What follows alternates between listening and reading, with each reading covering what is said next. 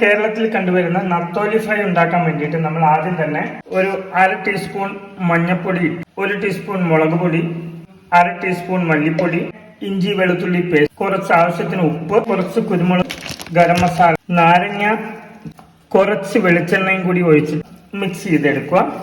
അതിലേക്ക് നമ്മൾ ക്ലീൻ ചെയ്ത് വെച്ച നത്തോലി നന്നായിട്ടൊന്ന് മിക്സ് ചെയ്തെടുക്കുക. അതിനുശേഷം നമ്മൾ സ്റ്റൗ കത്തിച്ച് ചട്ടി അടുപ്പത്ത് വെച്ചിട്ട് വെളിച്ചെണ്ണ ഒഴിച്ചു കൊടുക്കുകയാണ്.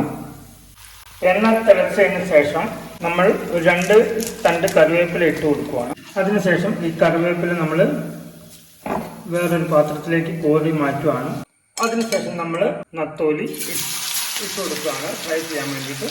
അപ്പം നമ്മുടെ നത്തോലി ഫ്രൈ നല്ല ക്രിസ്പി ആയിട്ട് കിട്ടിയിട്ടുണ്ട്. അപ്പം അങ്ങനെ ക്രിസ്പി ആയിട്ടുള്ള നത്തോലി ഫ്രൈ ആണിത്.